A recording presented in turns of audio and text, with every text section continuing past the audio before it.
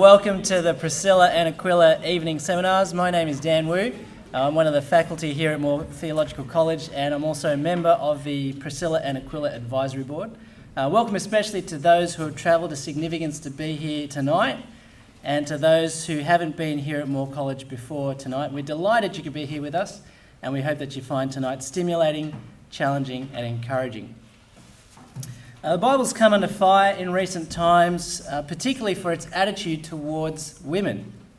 And tonight is the first in a series over this year and next of Priscilla and Aquila Centre evening seminars looking at passages in the Old Testament that seem to be negative towards women.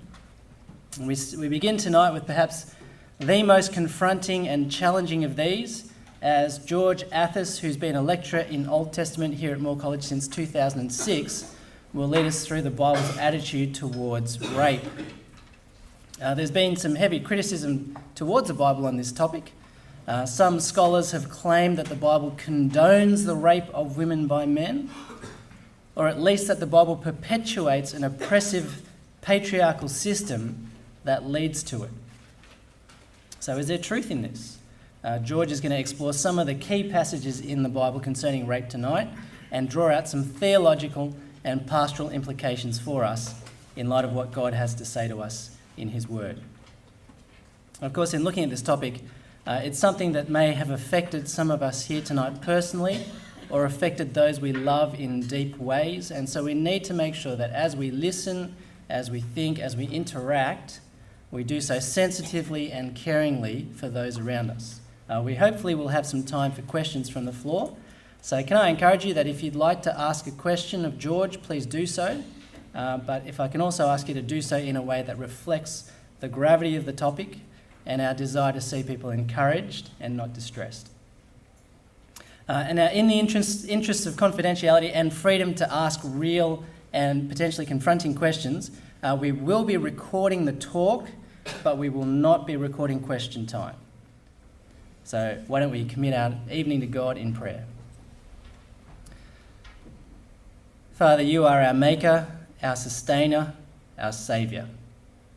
We thank you for your love for us, and we thank you that in your love for us you have given us your word, which says real things about our real world, including the unpleasant things and the fallen things that shouldn't be. And so tonight, as we look at the difficult and confronting topic of rape, we pray that you would be with us. We pray that your love would surround us and protect us as we talk about this potentially distressing and damaging topic. And we pray particularly for any here who may have been touched personally by the issue of rape, that tonight would be a really helpful time for them. We pray it in Jesus' name. Amen. Well, good evening, everyone. Thank you for coming along to hear about what is really a very difficult topic to talk about, rape. Rape is vile. It's abhorrent. It's a heinous crime. It is utterly reprehensible. There is nothing good to say about rape. Nothing. Rape is one person forcing another into sexual intercourse against their will. And this deplorable act causes indelible harm to the victim. This is morally detestable, and it is never to be condoned. Never. The Bible does not in any way condone rape. Now, that may come as a bit of a surprise to some people, because the Bible is often characterised as a collection of backward, chauvinistic documents with some morally questionable plot lines and laws in it. Take, for example, comedian and atheist Ricky Gervais. He's quoted as saying, "It's almost as if the Bible was written by racist, sexist, homophobic, violent, sexually frustrated men instead of a loving God. Weird?" The way the Bible treats rape in certain narratives and laws makes us scratch our heads. Because to our modern minds, the Bible at times seems to treat rape almost flippantly. But what I want to do tonight is work through some of the laws that are there in the book of Deuteronomy, as well as a few key narratives in the Old Testament that relate stories about rape, and try to understand them. Ask what's going on in these particular passages. What do they say? What do they not say? What do they imply? And what do they mean for us today? Now, from the very beginning, I'm going to give away the punchline. The Bible shows that rape is not condoned, that rape is equated with murder, that the perpetrator must be held responsible for the crime, that the victim should not be blamed, and that the welfare of the victim is of the utmost importance. Hopefully, as we look at some of the biblical texts specifically, we'll see exactly how the Bible expresses these attitudes towards rape. Now, a word of warning. This is a distressing topic, and occasionally we're going to have to discuss some pretty confronting things. Now, I want to flag that ahead of time because even though you probably expected this to be quite confronting, I just want to, as far as I can, prepare you for that. I have to say that in putting this talk together, it's been the single most unpleasant thing I have ever had to research. There were moments when I felt the pit of my stomach turn in revulsion.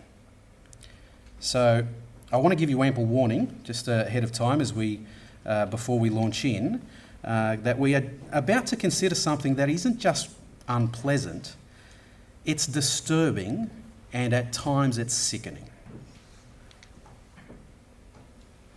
Well, let's ease into the topic. I want to begin by asking you to imagine. I want you to imagine a young woman, and she's living in another country in the developing world. She's young, she's single, she has her life ahead of her, but living where she doesn't have the kind of opportunities that are available to us in the West. The country that she was born into is relatively poor. Most locals are involved in subsistence activities, they live hand to mouth. And since the country is largely dependent on rainfall for its agriculture, life can be pretty unpredictable at times. There are no social services in her country. There are no welfare payments from the government. There are virtually no charitable organisations working there. Decent health services are very far away. Sanitation isn't great. And so needless to say, many people succumb to disease. There's no real police in the country. Prisons are practically non-existent. There is only a crude military, and they lack the regimented organisation and the discipline of Western armies. They only have the most basic of weapons and training, so it's hard for them to keep order in the country. And so that means that vigilante violence often breaks out, and it goes unchecked and unpunished. Communities often live in fear of opportunistic thugs and civil strife. And because this woman's country lacks a stable government and the policing structures that we have in the West, atrocities abound. As a result, war happens all too often. There are lots of cross-border skirmishes with neighbouring people groups and tribes. The country has very poor infrastructure, so communication is also very poor. Sometimes it's just impossible. But the family is the basic unit of our young woman's society. Family is everything to her. Communities generally try and band together in order to protect each other, but sometimes communities just don't get along with each other, and that results in more conflict, more violence, more strife. Very few people can afford a decent education, so literacy is poor. Most people don't really get any chance to advance beyond working the fields, herding animals, or rummaging through rubbish on the edges of cities. So family is everything. Our young woman's aspirations are not of career, they're not of wealth, they're not of comfort. Her aspirations are of survival. Her aspirations are of humble family life. She hopes one day to marry someone who cares for her, provides for her. She hopes to meaningfully contribute to her community by having children. She will hopefully provide for them. She will hopefully be able to provide for her parents when they get old, and hopefully her children will look after her when she herself gets old. Now, you might be wondering, where is our young woman? Which country is she actually in? Her country is the ancient Near East.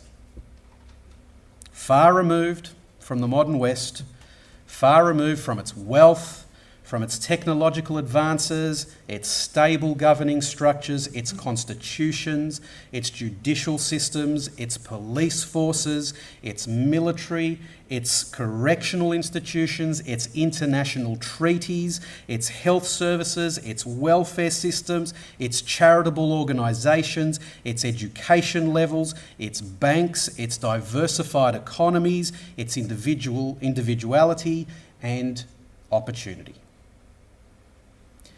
I think it's really difficult for us living at this point in history to imagine what life was actually like for someone living in the ancient Near East. Just think about how life has changed in the last century. Now times that by 30 in order to get us back into the biblical period. We are talking massive, massive change. It's the equivalent of someone looking at our society from the year 5014. Imagine what they will see when they look back at us. The ancient world was just vastly different from our own, so it's hard for us to imagine. Women were particularly vulnerable in ancient society because society was far less organised. It was not as diversified, things were not as policed, they didn't have as many institutions that could protect people as we do today. So anarchy was always just around the corner. And that meant that the physically powerful usually ruled the roost. And in almost all cases, that was men. Women in the ancient world were more dependent on men than women are today. They needed men for their own protection. They needed men for their own social welfare, things that perhaps governments supply to people today. Remember, there are no overarching governing structures and welfare systems and police, no therapists that you could turn to. So when problems arose, you couldn't just pick up the phone and dial emergency on 000. Now, understanding these differences between our own context and the ancient context hopefully will help us a little bit come to grips with some of the laws and some of the narratives about rape in the Bible. Let's turn to the laws first of all. First of all, some principles for reading Old Testament laws. First of all, many laws in the Bible, including the ones that we're specifically going to look at tonight, are what we call casuistic in nature. All that means is they provide a law by analysing a specific case or scenario. They don't unpack a principle, they give us a scenario. And so what that means is that moral and legal principles have to be inferred from the actual case or scenario if you're actually going to understand the law properly. The various laws don't go through legal definitions, like our legislation does. The Ten Commandments and the discussion around the Ten Commandments provide a bit of a guide for figuring out what principles to look for. And having more than one case or scenario helps with having some conceptual leverage to try and figure out what principles might be illustrated. In other words, the more scenarios you have, the easier it gets to figure out what principle is being expressed. Also, the cases and scenarios that are presented in the Bible are not exhaustive. They don't cover every possibility. They're scenarios. But the law itself also has flexibility and adaptability built into it. The laws are not always set in concrete. Quite often the laws suggest recommendations, and they allow flexibility for various situations. Now, we're going to look at Deuteronomy chapter 22, in which there are 3 particular cases, and 2 of the cases relate specifically to rape. But we need to consider all 3 of the specific cases that are given in order to infer the principles that are involved. If we only read one of the cases here, we may well and probably will misconstrue what the laws are trying to tell us. So let's have a look at these 3 scenarios. The first one, scenario number 1, you'll find it at Deuteronomy chapter 22, verses 23 to 24. I've popped a translation up there on the screen for you to see as well. It says, "If a man happens to meet in a town a virgin pledged to be married and he sleeps with her, you shall take both of them to the gate of that town and stone them to death. The young woman because she was in a town and did not scream for help, and the man because he violated another man's wife. You must purge the evil from among you." Now, you'll probably have picked up that this scenario isn't actually about rape. The man and the woman in this particular situation have consensual sex. The concept of not screaming for help here is a practical way of saying the woman consented. Now, the Hebrew of this particular text, it can be taken to refer either to a woman who is already married or to a woman who is pledged to be married, so she's engaged. In either case, the woman is spoken for. She has a husband or a fiancé who can reasonably expect that the children the woman has will be his. In other words, this is a scenario about adultery. The woman's consent in this particular circumstance betrays her husband or her fiancé. And by this betrayal, the paternity of her children is called into question. Remember, this is an age where they don't have DNA testing. And so in this instance, both the man and the woman involved are held culpable and they are sentenced to death for undermining the family structure, the backbone of society. Let's move on to scenario number 2. It's the next few verses. "But if out in the countryside a man finds a young woman pledged to be married and rapes her, only the man who has done this shall die. Do nothing to the woman. She has committed no sin deserving death. This case is like that of someone who attacks and murders a neighbour.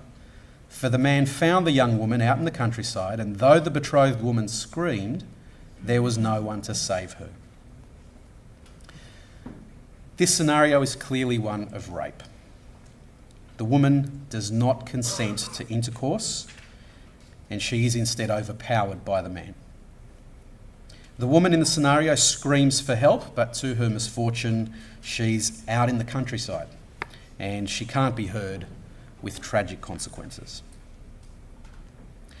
Now, our modern minds, which are used to litigation, naturally ask a whole series of further questions. What if she's not out in the countryside?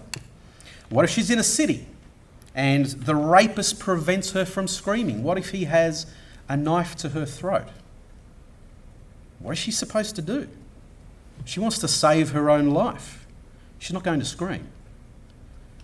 According to the first scenario, doesn't that mean that if she doesn't scream, she's understood to have consented? And doesn't that then mean that the victim will be accused and found guilty along with the perpetrator and then executed along with him? Now, they're legitimate questions, but they're questions that do come from our modern context, our modern legal contexts, where a clever attorney might look for loopholes, where we have legal definitions and we try to cover all loopholes. But remember, That's not how these laws work. These are casuistic laws. They look at scenarios, and we need to infer what the principle is from the scenario. If we start asking those questions and dismiss what's being said here in this scenario, we probably are doing it because we're just simply coming at it from our own legal perspectives. We're only looking at the letter of the law rather than the principle it's trying to express. That's an attitude that Jesus rebuked the Pharisees in his day for doing. Now, the point in these first two scenarios is not simply that one woman screams and the other doesn't. There's more to it than screaming. In these two scenarios, not screaming is casuistic lingo for consent. So in the first scenario, the woman consents to intercourse. That's why she doesn't scream in that scenario. But in this second scenario, the woman is not consenting. So when compared to the first scenario, this second scenario is clearly a case of rape. To put it another way, a person screaming during an attack does not define rape. Rather, a person not consenting to intercourse defines rape. Screaming for help is just the marker in this specific scenario that the woman did not consent to intercourse and that therefore she was raped. Consent, or rather lack of it, is the central issue. Now, you'll note that the victim in this scenario is in no way blamed for her plight. At no point does this scenario talk about the woman enticing the man, about bringing the situation onto herself. Rather, she is simply identified without qualification as a victim and therefore completely innocent of any wrongdoing. The perpetrator is the one who is held completely responsible for the situation, and it's a crime for which he is accordingly put to death. Now, there are two other details here that in the scenario that we might easily pass over, but they are important for us to notice. The first one is that the law here equates rape with murder. This case, it says, is like that of someone who attacks and murders a neighbour. That statement acknowledges that rape is one of the most heinous atrocities that one person can inflict on another. It acknowledges that life after rape is a kind of living death. Modern studies have documented the trauma that rape victims live with. To say that the physical and the psychological damage done to a victim makes the victim's life extremely difficult is a massive understatement. For many people, the trauma is simply unbearable. The pain, the grief, the depression, the vulnerability, the anxiety, the loss, it can be paralysing. It's understandable then that rape robs the victim of a sense of true life. It inflicts on the victim something akin to death. It is accordingly utterly abominable in every respect. The second detail we might easily pass over in this scenario is that the woman here in the scenario is either married or she's pledged to be married. Now, why does that matter? Remember, there are no social services in the ancient world. There are no institutional structures to help people out when they're in trouble. No governmental agencies, no charitable organisations to turn to. You are dependent on the powerful, the men in society, to be gracious to you. The victim here in scenario number 2 has a husband or a future husband. And one of the things that the law of Moses does is instruct men, as the powerful ones in ancient society, to use their power responsibly. Not selfishly, not abusively, but responsibly in the service of others. Now, the Bible's often characterised as advocating a sexist, even misogynistic agenda, because it's always talking about men having power. But that's actually to misunderstand the intent of the law. It's not about men holding on to power at all costs. Rather, it's about those who are powerful using their power in service of others. Remember, when you lack institutions that can wield power institutionally like we do, power is naturally going to be concentrated in the hands of a few strong people. And in the ancient world, this was invariably physically strong men. And as the physically powerful, the law of Moses calls on men to emulate God in the exercise of power, in the responsible, compassionate, and loving use of power. God, who is all-powerful, is frequently characterised in the law of Moses as he who executes justice for the fatherless and the widow, who loves the foreigner and gives him food and clothing. In other words, God is someone who cares actively for the vulnerable, and men are called to do likewise. And so, given the principles in the law of love for God and love for neighbour, the victim here in scenario number 2 is to be cared for by her husband or her husband-to-be. He is to be her restorer. He is to love, protect, and provide for her in the midst of the ongoing trauma that she will experience after her attack. To use some New Testament concepts, the victim's husband is to attempt to bring resurrection to her in the midst of the death that has been inflicted on her by her attacker. He's to provide all those services required to enable her restoration and recovery so far as that's possible. The rapist in the scenario is executed. He fails to exercise power in a responsible, compassionate, protective and loving way. He has taken a life, so to speak, and therefore his life is taken as well. Scenario number 3. We read on. If a man finds a girl who is a virgin, who is not pledged to be married, and rapes her, and they are discovered, the man who raped her should pay her father 50 shekels of silver. He should marry the young woman, for he has done her harm. He can never divorce her as long as he lives. Whoa. Scenario number 3 here probably has you scratching your head and probably recoiling in disgust. The idea that a woman be given into the custody of the man who has raped her just seems utterly reprehensible. The logic to us just seems totally incomprehensible. And for good reason.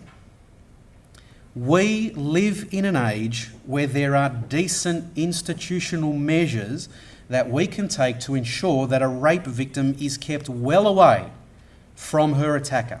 We have police, we have judiciary, we have correctional services, we have emergency hotlines, hospitals, counselling services, other welfare services and payments. We have banks, independent living arrangements, and they all contribute to making it possible today for a rape victim to be protected and appropriately cared for in the aftermath of an attack.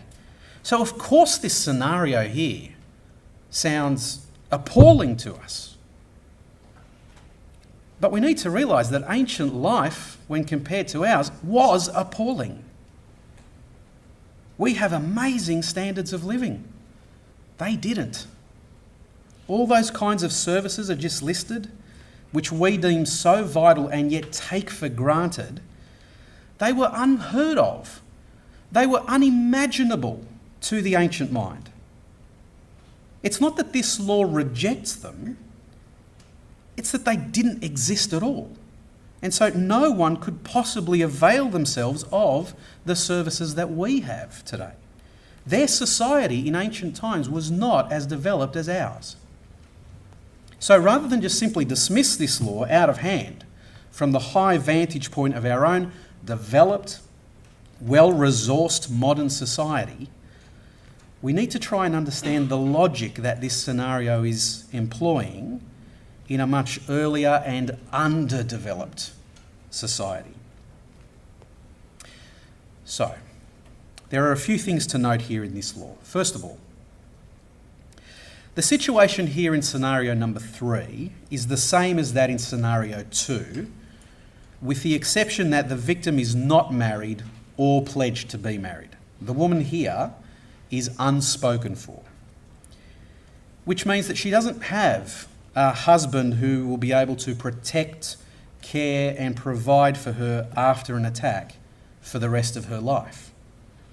The woman back in scenario 2 has that relational mechanism in which she can be loved, protected and provided for in an enduring way by a husband. In other words, the woman's husband is her means of perpetual social security. But the woman in scenario 3 here has no such relationship that can provide her with that kind of social security. She doesn't have a husband to provide for her, to bring her restorative care, to bring resurrection to her in the midst of her murdered existence. Second point. That explains why scenario 3 here allows the rapist to live. Back in scenario 2, the rapist is executed. It was a kind of life-for-life principle. He basically took life and therefore his life is taken from him. But here in scenario 3, the rapist isn't executed. Now, it's easy to interpret that as the rapist getting off scot-free. But that's not quite the case.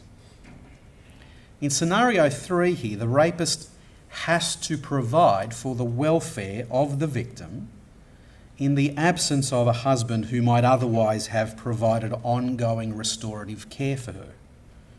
In being allowed to live, the perpetrator is required to take responsibility for his crime, and he is to use all his means for the rest of his life to make reparation for the damage that he's inflicted on his victim. In other words, the law tells the perpetrator, you live, you pay. Now, I'm sure there are a whole series of further questions that we probably have at this point, so let me try and preempt what some of those are and perhaps deal with some of them. First one, why of all things does the perpetrator paying for the victim's ongoing care require that he marry her? It seems puzzling to us. Well, I think the thinking in the scenario is that there are two reasons. First of all, in antiquity, economics featured in marriage far more than romance did. Now that's a reasonably foreign thing for us today. We get married because we fall in love, not because we want to pool our resources. Now, of course, there are obviously economic ramifications even today when we marry, but we do not marry for economic reasons.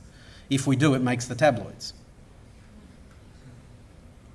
Now, it's not that love was never a consideration in marriage in ancient times. You only have to read the book of Song of Songs in the Old Testament to see that, yes, of course it was.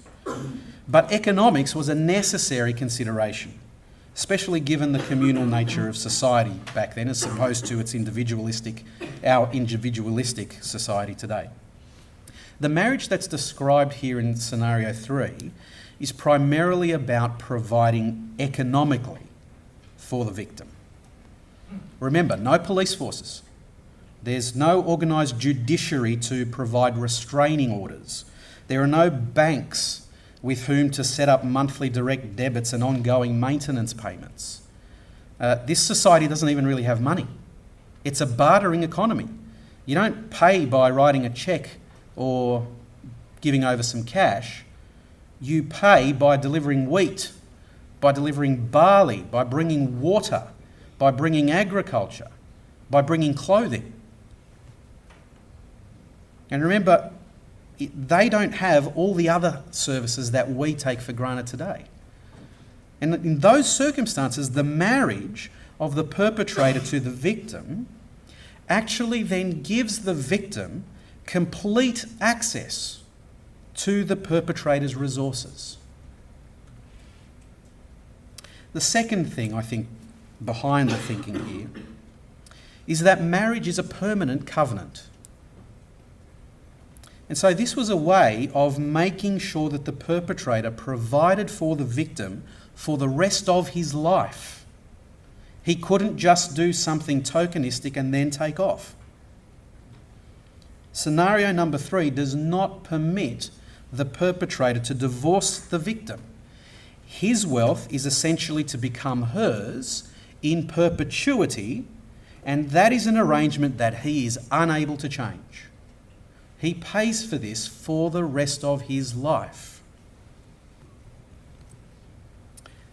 Let me preempt another objection.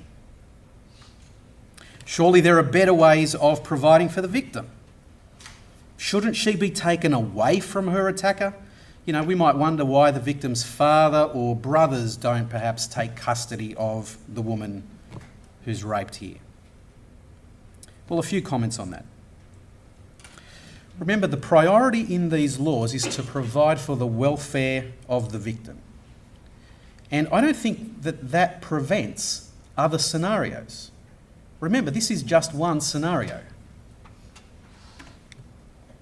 The issue of consent, remember, is pivotal to the case of rape. So forcing a victim to marry her attacker would undermine the whole ethos of trying to care for her after having not consented to a particular action. So this scenario doesn't force the victim to marry her attacker. The casuistic nature of this scenario means that there is flexibility. It allows for other scenarios, such as the father taking custody of a daughter, or brothers taking custody of a sister to care for her, or perhaps even a completely different man entering and marrying her. Now, with each of these other scenarios, there are some limitations, and I think it's those limitations that end up with this scenario being the one that's mentioned in the law. So, for example, a father may very well provide for the protection and care of his daughter who has been raped. But of course, it's natural to expect that a father is not going to outlive his daughter. He will most likely die before she does. And so he can't protect and provide for her in the long term. And he certainly cannot father children by her so that when she is old and he is gone, they can then provide for her. Now, it's possible that a brother might give a victim care and protection. But what if she has no brothers? The law of Moses permitted daughters who had no brothers to inherit the estate of their father, but if she's an unmarried daughter, she would be unattached to any male who might give her protection. And in an undeveloped society like the ancient world, that makes a woman extremely vulnerable. It's a situation that actually in the end undermines the very aim of trying to ensure her ongoing welfare. The situation of Naomi and Ruth in the book of Ruth highlights the vulnerability of women in undeveloped societies in just such a situation. Naomi and Ruth are childless widows. They have no immediate male relative that might provide for them and protect them, but they do have a family estate in Bethlehem. Providentially, Ruth becomes dependent on the kindness of Boaz, a distant relative of Naomi's. Boaz allows Ruth to glean in his fields. He orders his young men not to harass Ruth. He makes sure that she can glean in safety. Boaz uses his power responsibly and compassionately.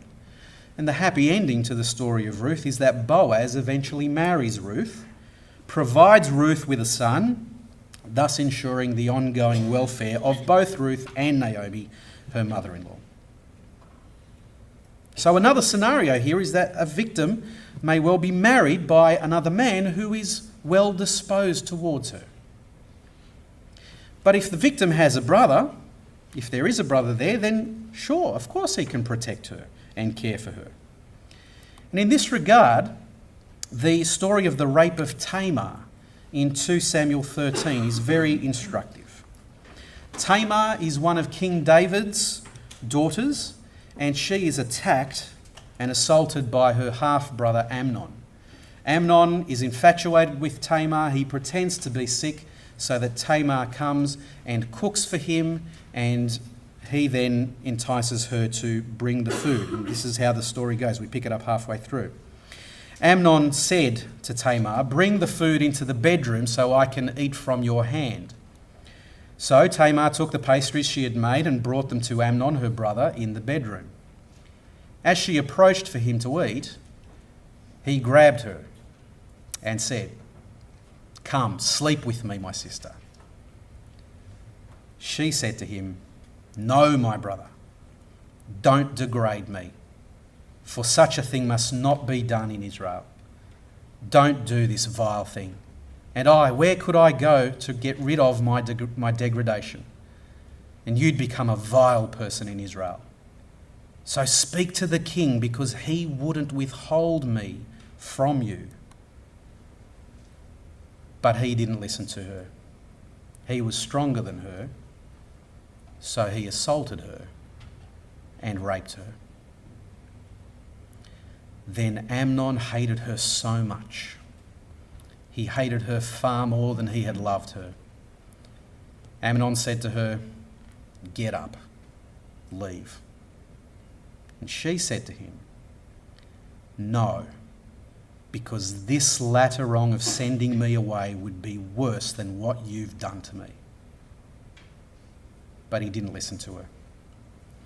He called the servant who attended him and said, "Throw this woman out.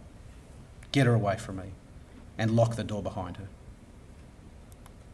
A little later on, Absalom, her full brother, said to her, "Has Amnon, your brother, been with you?" "Well, no, my sister, be silent. He's your brother. Don't set your heart on this thing." So Tamar lived a ruined woman in the house of Absalom, her brother. It's a terrible story, isn't it? It's awful. A little later in the chapter, Absalom kills Amnon for having raped Tamar, exacting the punishment for having psychologically taken her life. This story highlights not just the trauma of rape, but also the trauma of the victim not being provided for afterwards. Tamar insists that her attacker, Amnon, who is her half-brother, not send her away, but rather provide for her. She even goes so far in her desperation to offer to cover up the rape.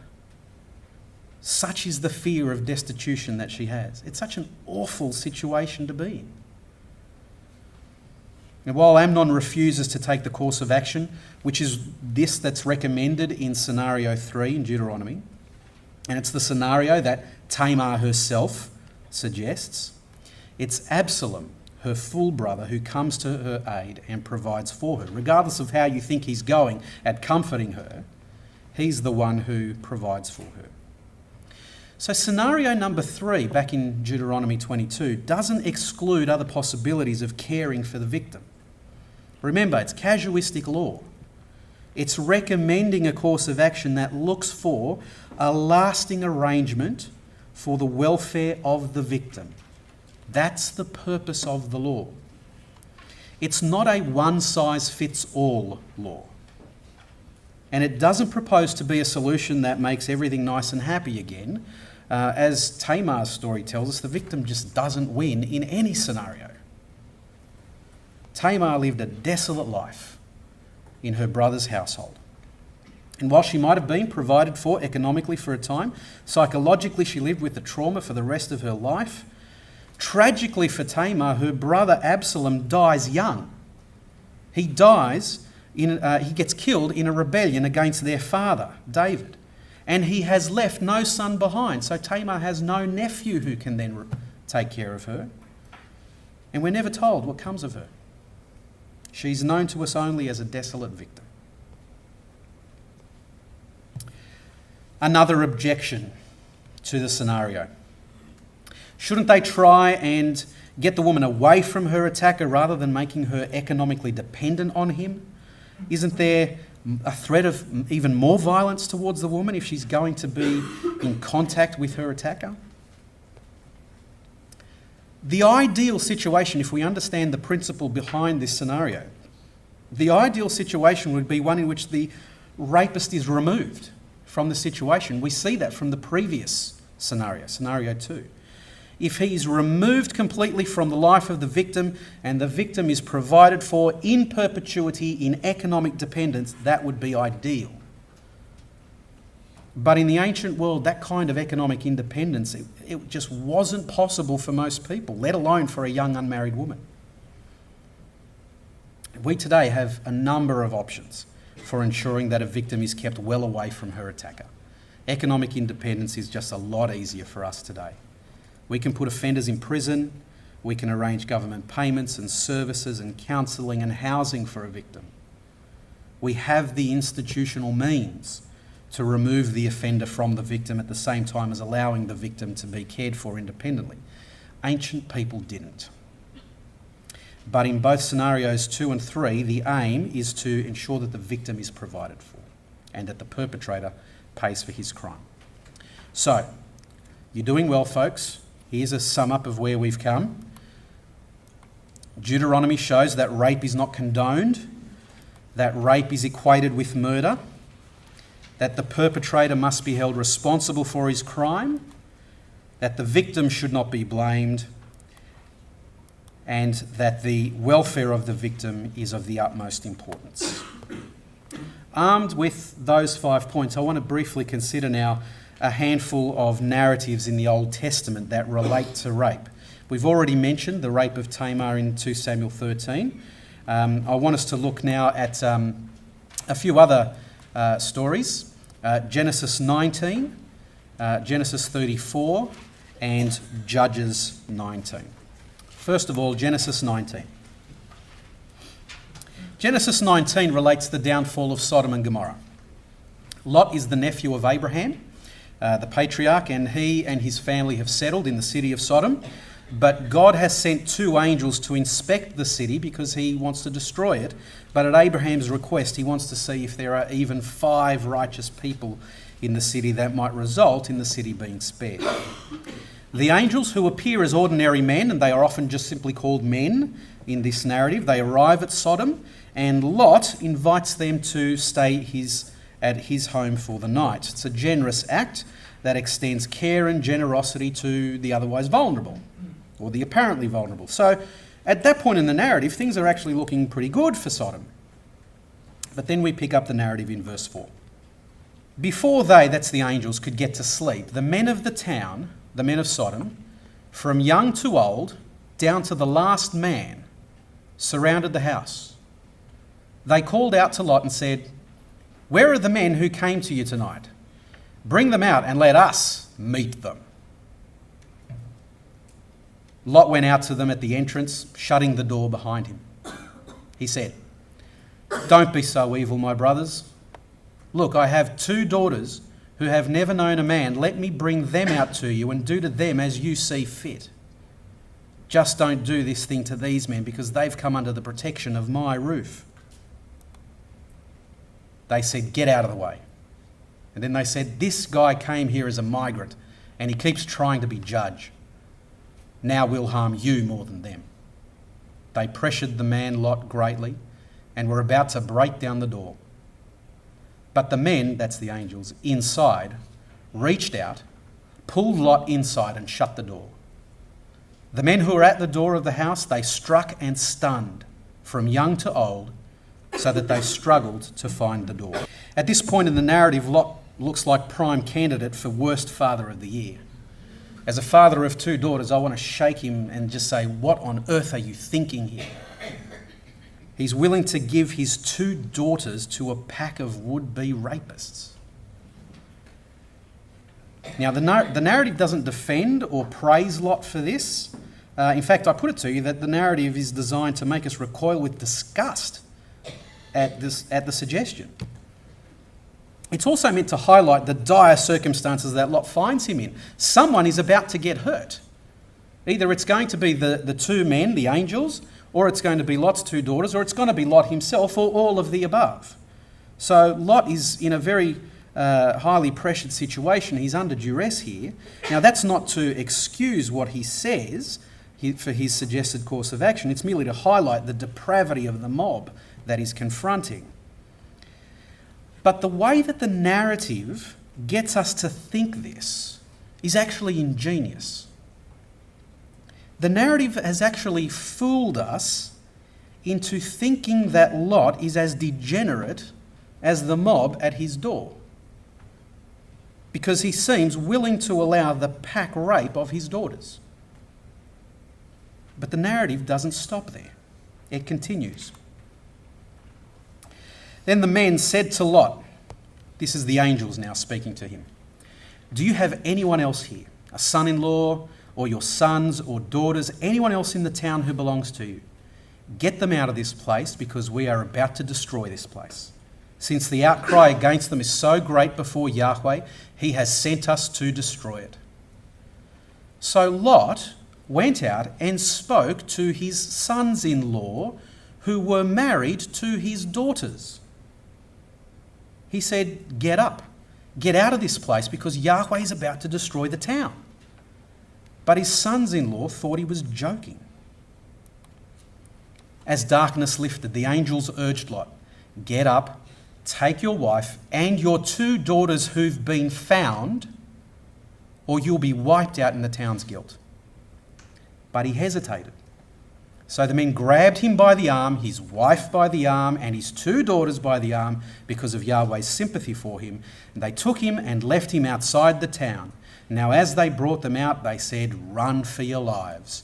Don't look back." Sodom and Gomorrah are then destroyed. The narrative reveals here that Lot's daughters were not actually in the house, and nor had they never known a man, as Lot said. In fact, both of them were married, and they were actually elsewhere. Lot has to go out of his house to his sons-in-law, presumably where his daughters also are. And these sons-in-law, the text tells us, are married to his daughters. Unfortunately, our English versions largely let us down here by characterising Lot's sons-in-law as pledged to be married to his daughters.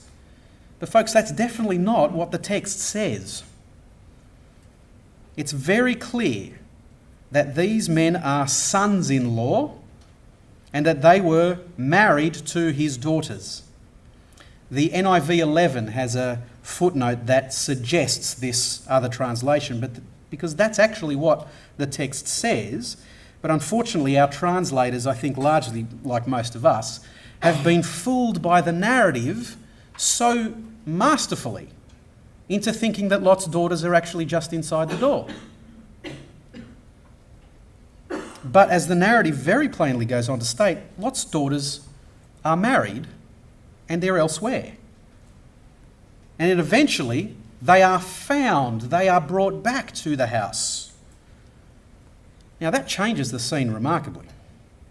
We discover now, after the fact, that Lot's apparently degenerate suggestion of offering his 2 daughters for pack rape was actually a ruse. Presumably under duress, he was aiming to forestall the mob, offering a decoy, as it were, which he thinks the mob might fall for. And then perhaps he might try to smuggle his 2 guests out of town. As it turns out, they smuggle him out of town. The story takes a dramatic turn. Tension escalates there as Lot makes the suggestion, because the mob then threatens Lot. But then the angels smuggle Lot and his wife and his 2 daughters who have been found out of the town. It is a massive reversal. The whole situation is just turned on its head. And we as readers, experience a total reversal in our understanding of the narrative at this point too. So our translators, unfortunately, haven't really helped us here. The narrative doesn't end up advocating rape. It doesn't think that pack rape of men is terrible while pack rape of women is fine. Lot is not the degenerate father we initially think. On the contrary, the narrative omits critical information at a critical moment. And then before it reveals this critical information to us, the narrative uses our revulsion at rape to evoke a particular response in us as readers, and then it uses that response as a mechanism to surprise us when the information is made known to us. And we as readers, along with most of the characters here, undergo a massive reversal. It's one of the most skillful examples of detail omission in a biblical narrative. Let's move on to Genesis 34. Genesis 34 relates the story of Dinah, the daughter of Jacob. The story begins. Dinah, the daughter of Leah, who had borne children for Jacob, went out with the young women of the land. Shechem, son of Hamor, the Hivite, a noble in the land, saw her. He took her, slept with her, and degraded her. His soul was bound to Dinah, daughter of Jacob. He loved the girl, and he spoke tenderly to her. Now, there's a lot of confusion in this narrative, because it's not altogether clear whether this is a story of rape or a story of consensual sex. On the one hand, the word that describes what Shechem does to Dinah is the same word that's used to describe what an attacker does to his victim. He degrades her. Tamar, for example, pleads with Amnon, "Do not degrade me." Now, this might mean that Shechem rapes Dinah. But notice also that Shechem, after seeming to initially at least objectify Dinah, actually shows genuine feeling for her and tenderness and seems to love her. Has he raped her, or has he seduced her? It's possible that Dinah has consented to Shechem's overtures. But even so, even if that's the case, the narrative describes what Shechem does to Dinah, an unmarried woman, as degrading. In other words, premarital sex here is depicted as degrading. Unfortunately, the narrative doesn't give us Dinah's side of the story. I wish it did. Unfortunately, Dinah has no voice in this particular story. In the end, this is not a story about Dinah. It's actually a story about Jacob and his relationship with the locals amongst whom he's a migrant. And so the narrative just leaves us feeling really sorry for Dinah and wondering what her side of the story actually is. But whether she consented or whether she didn't, she has been degraded and objectified. And the responsibility for that is put at the feet of Shechem. He's the one who held power in the situation, and he abused that power. And so even if Dinah had consented, Shechem has still mistreated her. I think the narrative is probably more likely a story of seduction than of rape. I think that because when I compare it to what happens to Tamar in 2 Samuel 13, I think there is a marked difference. Shechem's attitude after the fact is vastly different to Amnon's. Amnon hates Tamar and wants to get rid of her, whereas Dinah wants nothing but to be with her and to marry Dinah. But whereas Tamar has a voice in 2 Samuel 13, unfortunately Dinah here in Genesis 34 doesn't have a voice. The only thing that we can be sure of in this narrative is that Dinah has been demeaned and she's been objectified through the entire experience. Last passage, Judges 19. Judges 19 is one of the most horrific stories in the entire Bible. It begins in a very similar way to the story of the angels coming to Sodom in Genesis 19. We have a Levite who has a concubine and a servant, and they are travelling through the highlands of Palestine. They're looking for a place to spend the night. He doesn't want to spend the night in Jerusalem because foreigners live there. He doesn't know them. He doesn't trust them. So he goes to where people of his own ethnicity are, where there are Israelites. He goes a little further north to the town of Gibeah in the territory of Benjamin. And an old man in the town takes him in for the night and offers him appropriate hospitality. And so we pick up the story at verse 22, where the Levite and his host are dining together. They were enjoying themselves when suddenly the men of the town, degenerate men, surrounded the house and pounded on the door. They said to the old man who owned the house, "Bring out the man who came into your house and let us meet him." The man who owned the house went out to them and said to them, "No, my brothers, don't be so evil. After all, this man has come into my house. Don't do this vile thing. Here are my daughter and his concubine. Let me bring them out, and you can degrade them and do as you see fit with them. But to this man, do not do this vile thing." The same revulsion that we felt in the Lot narrative, I'm sure we're all experiencing again.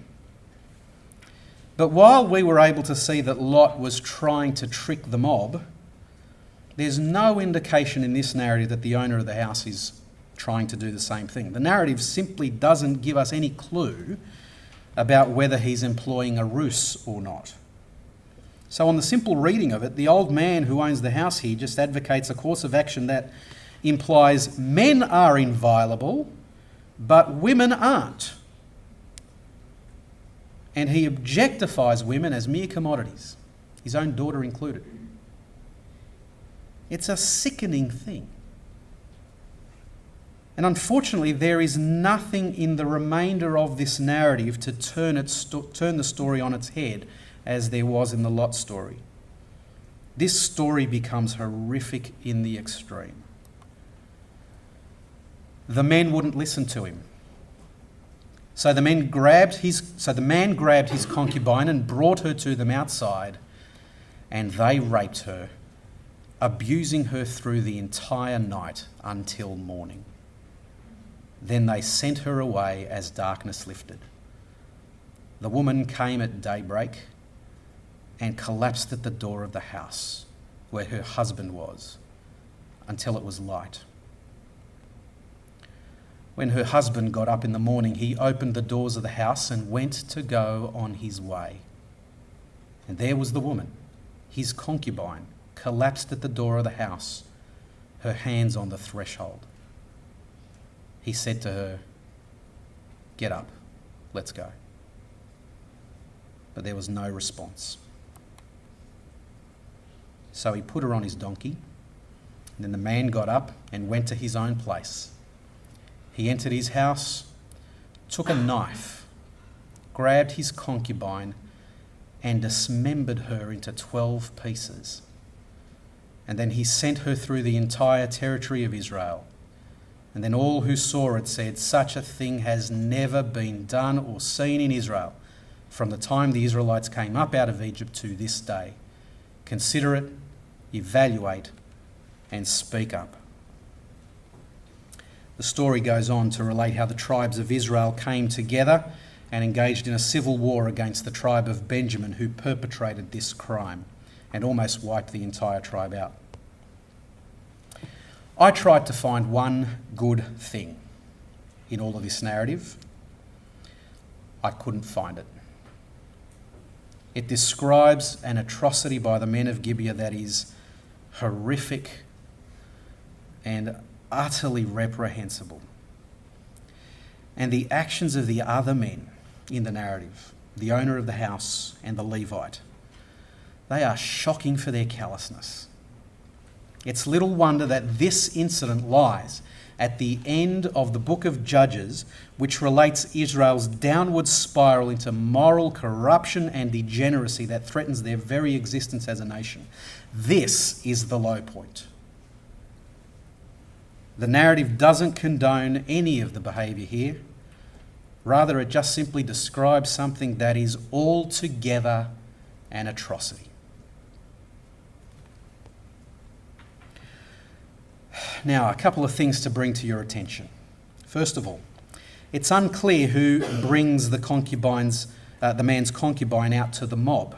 Is it the owner of the house, or is it the Levite himself who is married to the concubine? The text simply says, the man brought his concubine out.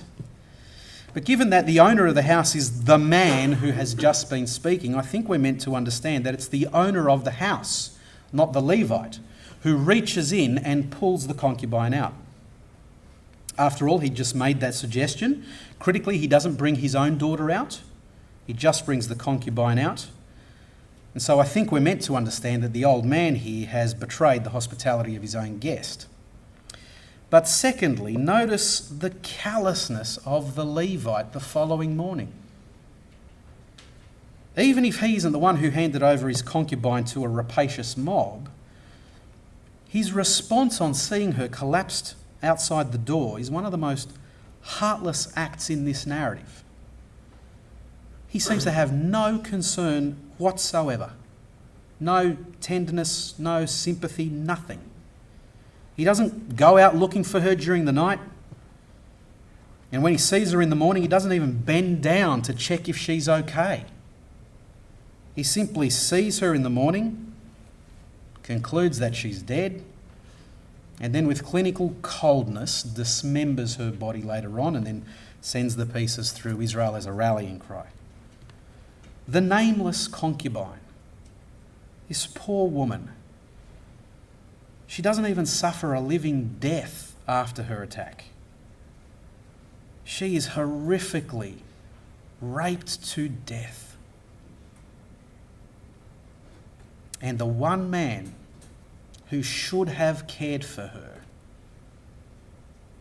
treats her as an object, as a piece of meat. This poor woman, whose name we will never know, was thoroughly dehumanised and robbed of all life. I think that's underlined even more when we read on and get eventually to 1 Samuel 11, where Israel has appointed King Saul. Saul comes from this town, Gibeah. And when he hears about a town on the fringes of Israelite territory, he takes the oxen that he's just been ploughing with and he cuts them up and sends the pieces through all Israel as a rallying cry. All Israel comes together, they fight against an external enemy, and a great victory is achieved. When you compare that with what the Levite does here, the Levite treats his concubine like Saul treats oxen. I struggle to find words that describe how callous that is. And when we also think about the laws in Deuteronomy and what they were trying to achieve, namely the welfare of a rape victim, we have to conclude that not only were the men of Gibeah degenerates, but the Levite treated his concubine in a dehumanising way. All the men in this story in Judges are cold, heartless, sexist criminals. This incident is one of the lowest moral pits in Israel's history. There is nothing in this narrative that the author wants to commend to the reader. It is altogether an atrocity. Folks, there's a lot more I could say. I've gone on for a long time. I haven't even broached certain topics such as what happens when someone falls pregnant as a result of rape, or what happens when a trusted person, such as a husband, rapes. We simply don't have time to deal with all these other issues. But let me draw some conclusions and make some pastoral observations. First of all, the Bible is often misunderstood today because we fail to account adequately for its ancient context, which lacked the developed society that we enjoy today. Secondly, the Bible never condones rape. In any and every instance, rape is a crime that is on a par with murder. And we need to realise that rape robs the victim of life, in a certain sense. Rape leaves an indelible mark on a victim. To call it a scar or a wound, I think, is to underestimate the enormity of rape. Rapists, therefore, must be brought to justice. The Bible doesn't blame the victim of rape for what occurred to them. In every instance, it's the perpetrator's fault. If we take seriously the teaching of the Bible, then we must never think that a rape victim brought an attack upon themselves. Because no matter what a person may or may not do, at no point is rape ever an acceptable response to anything. No one deserves rape. Rape is an atrocity and it is completely unacceptable. Rape needs to be prosecuted. It should never be minimised and never treated flippantly. The laws and the narratives that we've examined tonight show us that sex is a powerful thing. Sex should never be used as a weapon of power over others.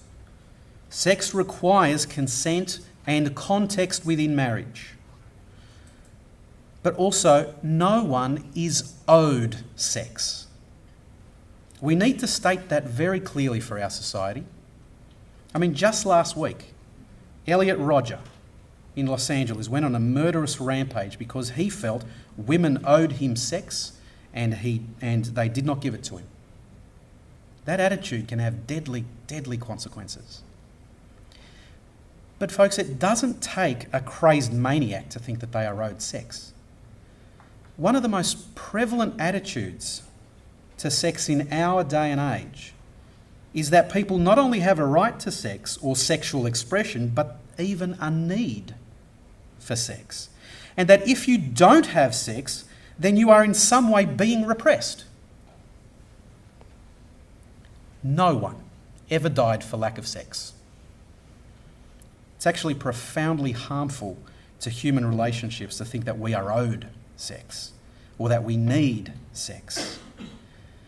And yet, in an increasingly pornified culture, that's the message we keep encountering. Sex is a powerful thing and it's easily misused. Sex is always best expressed between a man and a woman in a consenting, permanent, loving marriage in which both the husband and the wife are affirmed and valued by their spouse and in which children are welcomed. The Bible's essential ethic, which is love for God and love for neighbour, means that when rape occurs, the primary concern is to take care of the victim. Having studied the laws and the narratives that we've considered tonight, I thank God for the institutions that we have today, that we've developed in our society that allow for a rape victim to be cared for. Our society owes a lot to biblical ethics on this one. We've developed mechanisms that allow us to remove a rapist from the victim's situation. The number one priority must always be for the care of a victim after an attack, and to do so in an ongoing way, not thinking that, they'll get over it. Because if rape is on a par with murder, it leaves an indelible mark on the victim, and so ongoing care is required. Let me just finish with two words. First of all, a word to pastors. Rape and sexual abuse are unfortunately too common. And so you may very well find yourself ministering, you probably will find yourself ministering to a victim of rape or sexual abuse. Please minister to that person with all the love and compassion you can muster. Rape is a dehumanising experience that is rightly seen as a crime on par with murder, and it affects the victim for the rest of their life in the most profound way. Please find out what counselling services are out there, how people can be assisted in our day and age. We live in a developed and diversified society that has resources to help people. I've compiled a short information sheet that people will be given on the way out that gives you some information about some of the services available. Finally, a word to victims. You may be here tonight because you or someone you know is a victim of rape. Firstly, let me say how profoundly sorry I am that you have experienced that. I found it grueling just doing the research for this seminar. I can scarcely imagine what horror you have experienced both in the actual ordeal and subsequently. I've come to realise, at least from an observer's point of view, that living with rape is a form of living death. Now, I've been dealing with generalities tonight, but I hope I haven't misrepresented anything. If I have, please forgive me. I certainly don't want to minimise what you've experienced and what you continue to live with. I also realise that this seminar might have exposed some very deep-seated emotions, perhaps triggered some memories that you'd rather care to forget. I'm sorry if that's the case. But I think you'll agree with me that this is a topic that needs to be addressed. I do hope, if you haven't already, that you'll avail yourself of the relevant services that exist to help you. Please take one of those information sheets and follow up on it. And while humanity may have done this terrible thing to you, please know that God loves and values you. God does not approve of what happened to you. And even if our human institutions end up failing you, His divine justice and His supreme love will not fail you. God has gone to great lengths to demonstrate His love for us.